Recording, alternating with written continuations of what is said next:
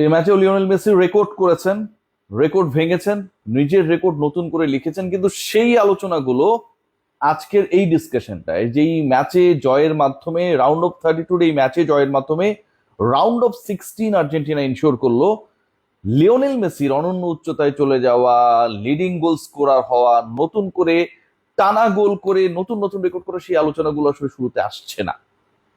Argentina 3-2 জয় পেলেও, Argentina round of 16 progress করলেও ডিসকাশনের শুরুতে আসছেই the way actually Cape Verde আজকে এক্সিকিউট করেছে, the way Argentina ugly football display করেছে, দ্য ওয়ে অনেক ক্ষেত্রেই আসলে কি করতে চাইছে আর্জেন্টিনা, ইটালিয়ান স্লো ফুটবলকে আবার নতুন করে, যেহেতু তারা বিশ্বকাপে নেই, এবারের ওয়ার্ল্ড কাপে রিইন্ট্রোডিউস করতে চায় কিনা, সেরকম কোনো টেন্ডেন্সি তাদের মধ্যে কাজ করছিল কিনা, সেই প্রশ্ন জেগেছে। আজকের এই ম্যাচে প্রশ্ন জেগেছে যে এই আর্জেন্টিনা, লিওনেল মেসির আর্জেন্টিনা, যেই দলকে কেন্দ্র করে কোটি কোটি মানুষের আবেগ আর সমর্থন একাকার হয়ে যায়, সেই আর্জেন্টিনা এবারের বিশ্বকাপে এই ফুটবলকে যদি ডিসপ্লে করতে থাকে তাহলে কতদূর পর্যন্ত যাবে। এই আর্জেন্টিনা, যে আর্জেন্টিনার ডিফেন্সে বড় ধরনের ফাটল বা চির আপনি বলতেই পারেন, এক্সট্রা টাইমে চলে যাওয়া ম্যাচে শেষ 10 মিনিটে যেভাবে এমি মার্টিনেস গোলবার সামলেছেন, যদি এটা অন্য কোনো দলের বিপক্ষে হতো যেখানটার ফিনিশার কেপো ভার্দের থেকেও বেটার, যদি অন্য কোনো দলের বিপক্ষে হতো যেখানে সিডনি লোপেজের মতো আরো 3-4 জন অন্তত প্রপার স্ট্রাইকার রয়েছেন, হয়তো এই ম্যাচের ফলটা অন্যদিকে যেতে পারত। এখন এই ম্যাচে আর্জেন্টিনা শেষ পর্যন্ত অতিরিক্ত সময়ে গড়ানো ম্যাচে শেষ পর্যন্ত 3-2 জয় পেলেও, এই জয় আর্জেন্টিনাকে, তাদের ম্যানেজমেন্টকে, ফ্যান্সদেরকে, ইভেন লিওনেল মেসিকে স্বস্তি দেবে না। যে ম্যাচে আর্জেন্টিনার জয়ের কথা ছিল অনেক বেশি ক্লিয়ার কাট ব্যবধানে, সেই ম্যাচটা একটা সময় মনে হচ্ছিল, ম্যাচ শেষ হবার 2-3 মিনিট আগেও মনে হচ্ছিল যে পেনাল্টি শুট আউটে চলে যেতে পারে। ম্যাচ শেষ হবার কয়েক মিনিট আগেও মনে হচ্ছিল যে পেনাল্টি শুট আউটে যদি এই ম্যাচ চলে যায়, ভজিনা ভার্সেস এমি মার্টিনেজের সেই পরীক্ষায় জিতবেটা কে। মনে হচ্ছিল যে নবাগত কেপ ভার্দে 5 লাখ জনসংখ্যার এই দেশটার বীরত্ব গাথা লিখা ভজিনহা শেষ পর্যন্ত হয়তো অতিরিক্ত সময় পার হয়ে পেনাল্টি শুট আউটে চলে গেলে এমি মার্টিনেজের বীরত্বকে খাটো করে তার দলকে জিতিয়ে দেবেন। এই যে স্নায়ুক্ষয়ী উত্তেজনা, এই যে রোমাঞ্চ ক্রিয়েট করেছিল আজকের ম্যাচে কেপ ভার্দে, সেটার চান্সেস গুলো আলটিমেটলি আর্কিটেক্ট করেছে আর্জেন্টাইন প্ল্যানিং। 29 মিনিটে কি অসাধারণ গোল লিওনেল মেসির, এবং সেই মার্টিনেজের পাস থেকে, লিসান্দ্রো মার্টিনেজের সেই পাস থেকে যখন লিওনেল মেসি গোল করলেন, তারপরে মনে হচ্ছিল যে আরো অন্তত 2-3টা গোল হবে। ভজিনহা ভার্সেস লিওনেল মেসি, 1 মেসি 0 ভজিনহা। মনে হচ্ছিল যাকে নিয়ে এত রূপ কথা লিখা হয়েছিল, ঘানার ওঝা, যে দলকে নিয়ে চ্যালেঞ্জ জানিয়েছিল, আজকে হয়তো সেটা দারুণ একটা উত্তর দেবে আর্জেন্টিনা। শেষ পর্যন্ত সেই ওঝার ভবিষ্যৎবাণী সত্য হয় নাই, but the way Argentina win this match, ঘানার সেই ওঝাকে স্যালুট জানাতেই হচ্ছে যে তিনি বাজি ধরেছিলেন আসলেই যোগ্যতম একটা দলের পক্ষে। বিরতিতে 1-0 এগিয়ে থেকে আর্জেন্টিনা যাবার পর 59 মিনিটে 1-1 সমতা, এবং সেই সমতা ইন্ডিকেট করে আর্জেন্টিনার ডিফেন্স নিয়ে আসলে কত ধরনের প্রশ্ন আপনি তুলতে পারেন।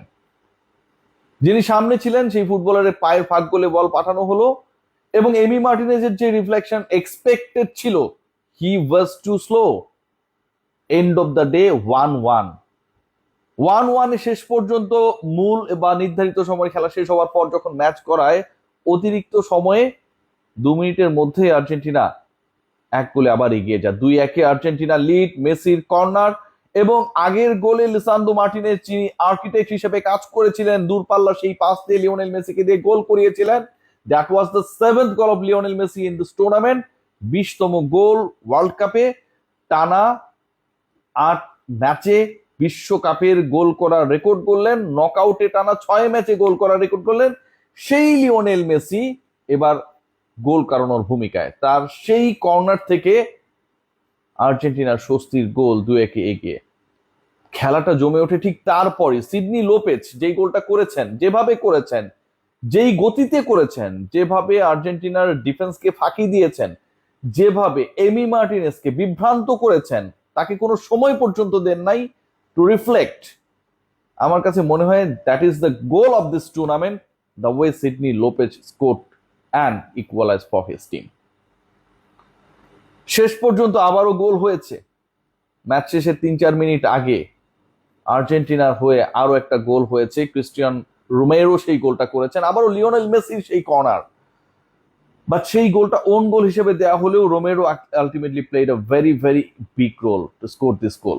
ওই পজিশনে লিওনেল মেসি যেভাবে যেখানটায় বলটাকে পাঠিয়েছিলেন, অ্যান্ড দেন ফাইনালি সেটাকে জালে জড়ানো, ওজিনাকে ফাঁকি দেয়া, যাকে আসলে কোনোভাবেই ফাঁকি দেয়া যাচ্ছিল না। অন্য কোনো গোলকিপার হলে হয়তো লিওনেল মেসি আজকে হ্যাটট্রিকও করে ফেলতে পারতেন।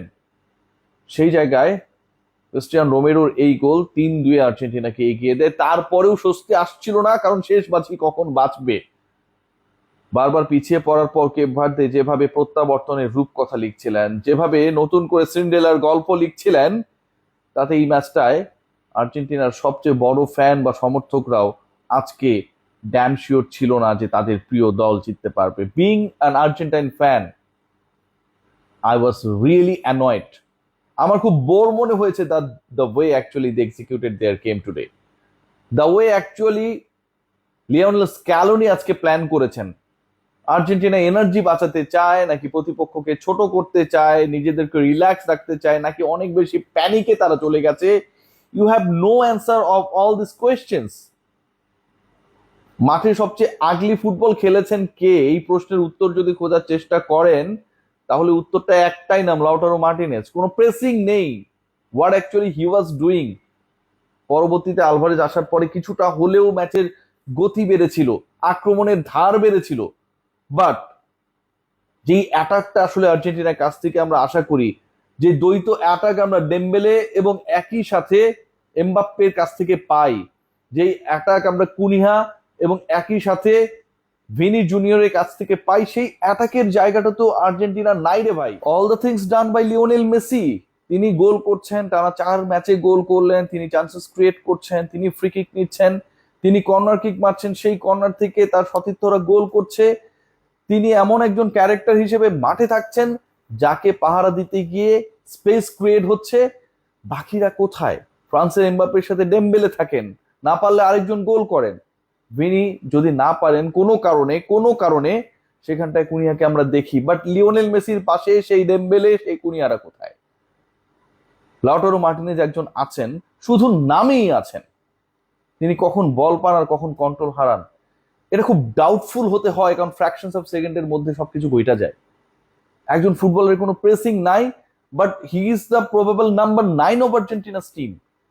এভাবে আর্জেন্টিনা আসলে কতদূর যেতে পারবে, কতদূর যেতে পারে সেটা নিয়ে ডাউটফুল হওয়াটা আমার কাছে মনে হয় না যে খুব বেশি অন্যায় হবে। সবাই ভালো থাকবেন।